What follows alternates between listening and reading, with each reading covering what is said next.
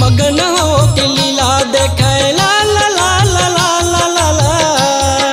मगन हो के लीला देखे कौशल्या महतारी गा, अंगना में राम खेलाए दे दे की लकारी गा, अंगना में राम खेलाए दे दे की लकारी ना। मगन हो के लीला देखे ला ला ला ला ला ला ला ला।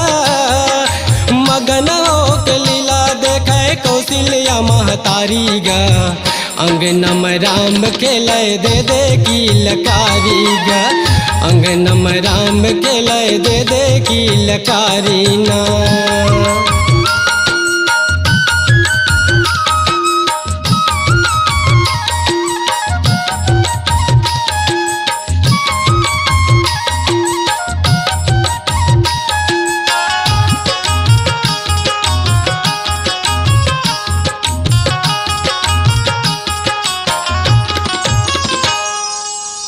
पहले जन्म के फल राजा रानी पाइन, चार बेटा बन के प्रभु दशरथ घर आइन।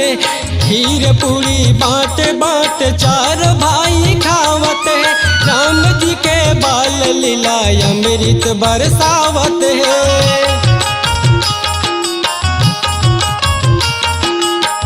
पहली जन्म के फल राजा रानी पाइन, चार बेटा बन के प्रभु दशरथ घर आइन।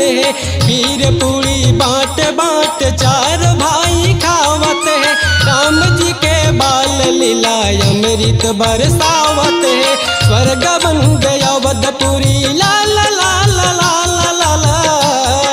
स्वर्ग बन गया अवधपुरी सबों के घर दुआरी गा, अंगना में राम खेलाए दे दे की लकारी गा, अंगना में राम खेलाए दे दे की लकारी ना।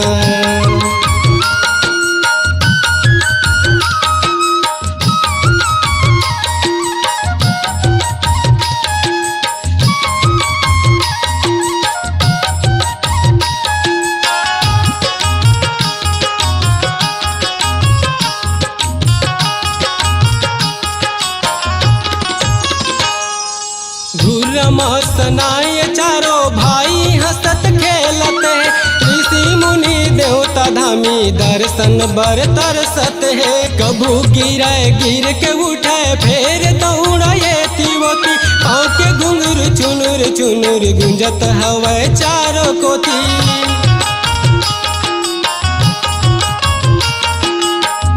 मसनाए चारों भाई हंसत खेलत है, ऋषि मुनि देवता धामी दर्शन बर तरसत है। कबू गिरे गिर के उठे फेर दौड़ाए तिवती, पाँव के घुंघरू चुनुर चुनुर गुंजत हवे चारों कोती। स्वर्ग सुख लपावत हवे ला ला ला ला ला ला ला।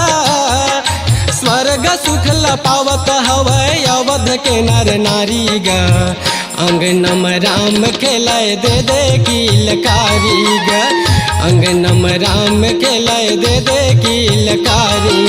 मगन हो के लीला देखे ला ला ला ला ला ला ला।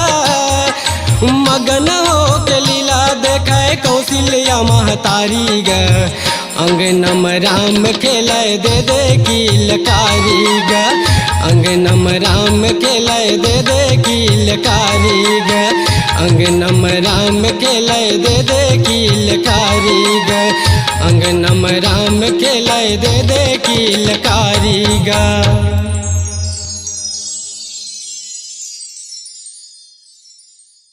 अपनी आवाज को दीजिए एक नया मुकाम, डिजिटल रिकॉर्डिंग की दुनिया का जाना पहचाना नाम स्वरांजलि, जहां गूंजती हैं ध्वनियां अपनी माटी की सौंधी सुगंध के साथ।